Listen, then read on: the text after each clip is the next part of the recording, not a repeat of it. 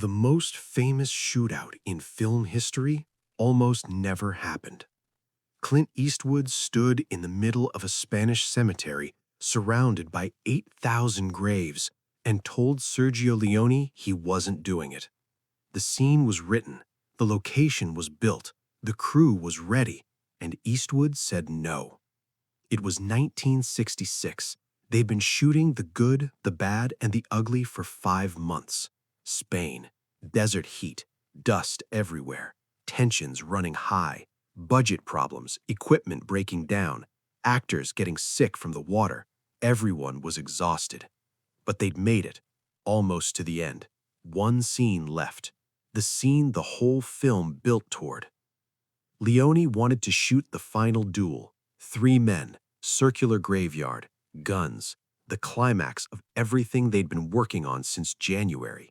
He'd been planning it for months, had drawn sketches, calculated every angle, every close-up, every moment of silence before the guns fired. He knew exactly what he wanted, could see it in his head frame by frame. The night before, he'd given Eastwood the shot list, 47 setups. That meant 47 different camera positions for one scene. That meant days of work, maybe a week.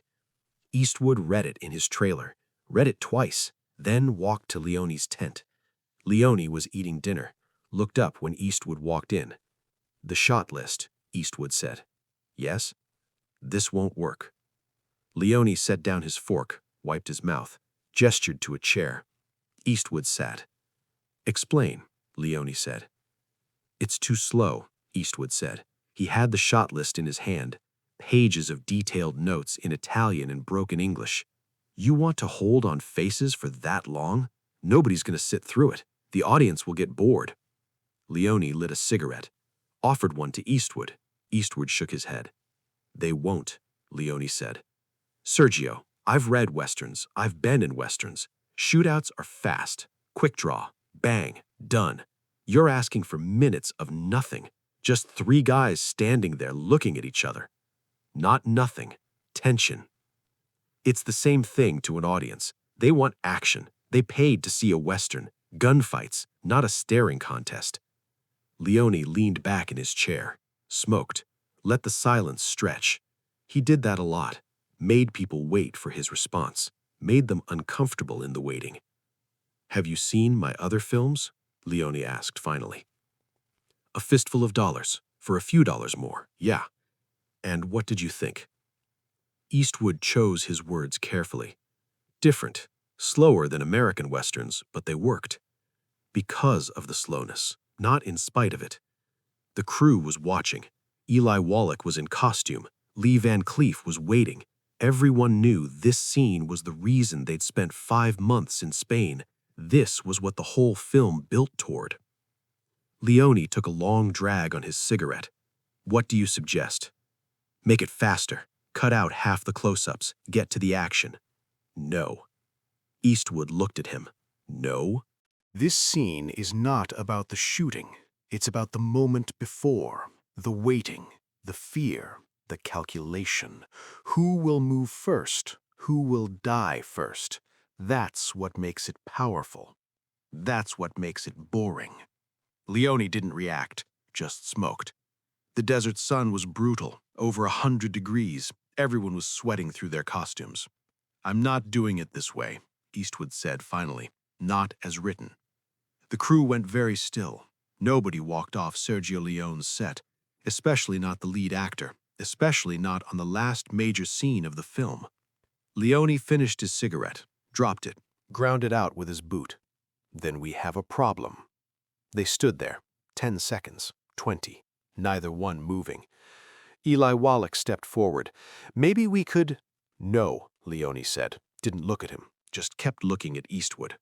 More silence. The wind picked up, blew dust across the graveyard set, 8,000 wooden crosses creaking slightly. "Give me 1 day," Leone said finally. Eastwood waited. "1 day. We shoot it my way. You watch the rushes tonight. If it doesn't work, tomorrow we do it your way. Faster, less close-ups, whatever you want." Eastwood studied Leone's face, trying to read him, trying to figure out if this was a trick, if Leone would actually honor the deal. "One day," Eastwood said. "Then I decide." Agreed. Leone turned to the crew, started giving orders. Set up for the first shot. Eastwood to his mark, Eli to his, Lee to his. Camera positions, lighting. They worked for 12 hours straight. Leone shot every angle he'd planned, every close-up, every reaction. The actors stood in the sun holding eye contact for minutes at a time while Leone captured it all. Eastwood didn't complain, didn't argue. He'd made the deal, he'd do his part. But you could see he didn't believe in it, didn't think it would work, was already planning how to reshoot it faster the next day. They wrapped at sunset, exhausted, dehydrated, covered in dust.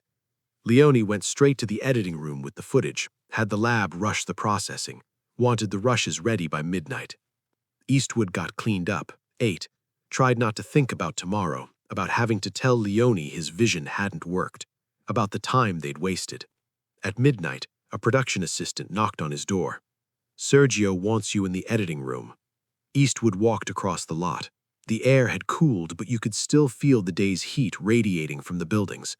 The editing room was in a trailer at the edge of the compound, small, dark, just Leone and the editor, a projector running, film cans stacked on the table.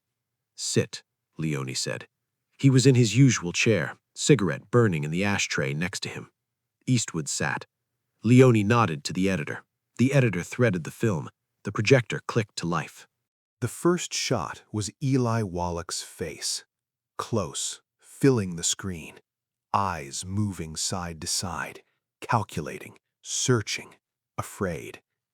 Eastwood watched, waited for the next shot, for the cut, for something to happen. It didn't. The shot held. 5 seconds. 10.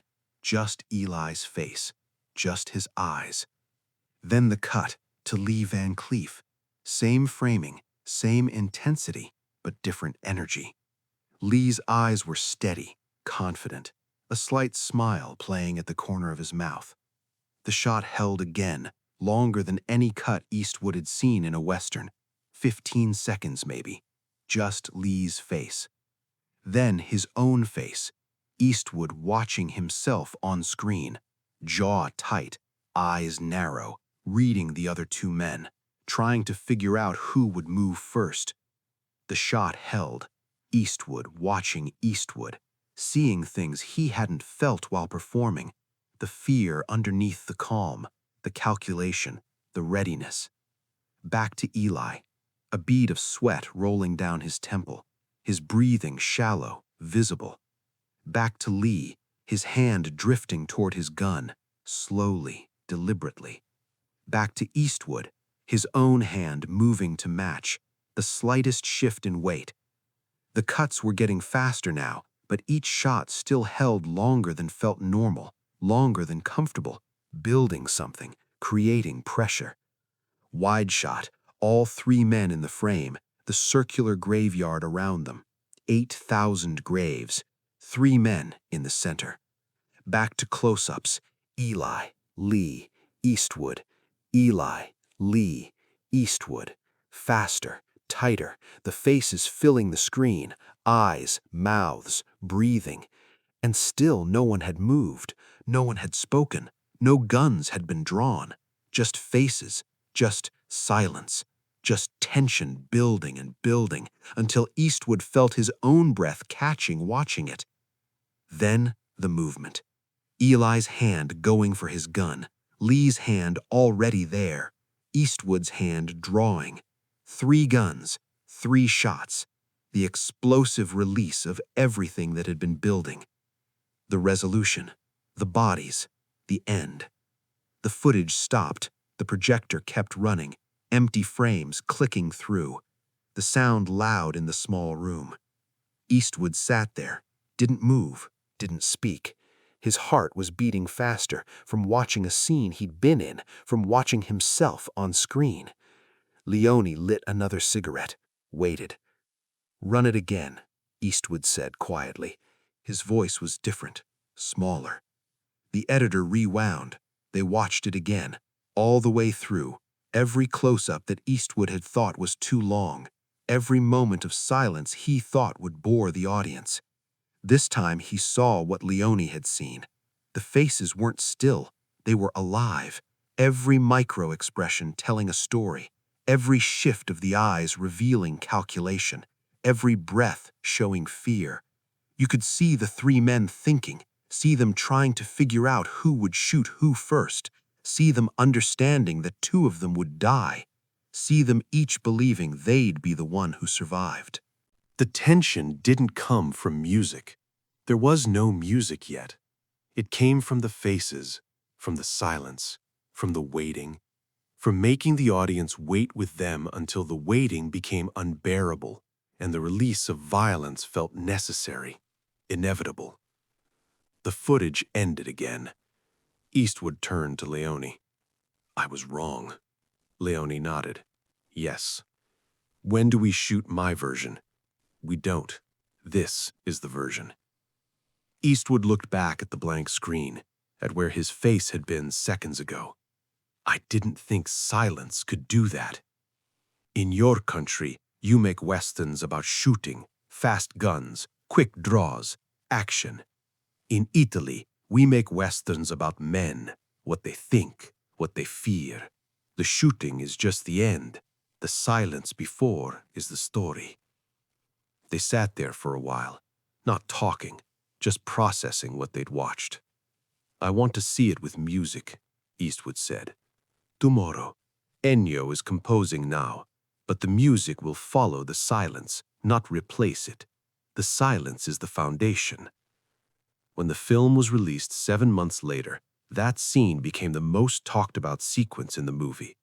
Critics called it groundbreaking, called it a masterclass in building tension, called it one of the greatest shootouts ever filmed. Not because of the shooting, because of the waiting. Audiences sat in theaters holding their breath. The close-ups that Eastwood thought would bore them kept them riveted. The silence that he thought would lose them made them lean forward. The scene ran almost 8 minutes. In 1966, that was unheard of for a shootout. Most westerns did it in 30 seconds. But those 8 minutes changed how westerns were made, changed how tension was built on film, showed that less could be more, that silence could be louder than gunfire. Eastwood watched the film in a theater opening weekend, sat in the back, watched the audience watch that scene, saw them transfixed, saw them not moving, barely breathing. After it was over, he called Leone in Italy. "I was right.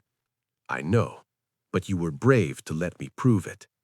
I almost stopped you from making film history, but you didn't. That's what matters." Years later, when Eastwood was directing his own films, he thought about that day often, about the scene he almost refused to shoot, about the lesson Leone taught him. An interviewer once asked him what he learned from Sergio Leone that influenced his own directing. Eastwood thought for a long time before answering.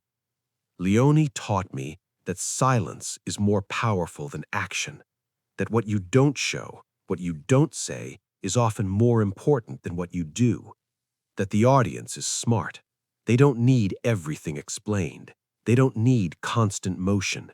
Give them faces, give them time, give them silence, and they'll feel more than you could ever make them feel with 100 explosions." Did you believe that when you were making The Good, the Bad, and the Ugly? No, I fought him on it, thought he was wrong, thought I knew better because I'd done westerns in America and he was Italian making his first big western. What changed? I watched the rushes, saw what he saw, realized I'd been making noise my whole career and calling it storytelling. Leone showed me that real power comes from restraint, that the moments before violence are more interesting than the violence itself, that if you make an audience wait, make them sit with the tension, they'll remember it forever. Do you use that in your own films? Every day, every scene. I ask myself, what can I take away? What can I not say? What can I let the silence do? And usually the answer is more than I think. That scene in the graveyard, the one Eastwood tried to stop, the one he thought would fail, won awards, got studied in film schools, got analyzed in essays, got called one of the greatest sequences in cinema history. Not because three men shot at each other, because for 8 minutes, they didn't. And Clint Eastwood, the man who almost prevented it from being filmed, carried that lesson for the rest of his career. Silence is more powerful than action. Patience is more powerful than speed. And sometimes, the best thing a director can do is trust the moment. Let it breathe. Let it build. Let it sit in the silence until it becomes unbearable. Then, and only then, let it resolve. That's what Sergio Leone understood, and that's what Clint Eastwood learned in a Spanish cemetery in 1966, watching his own face on a screen, seeing what silence could do when you gave it space.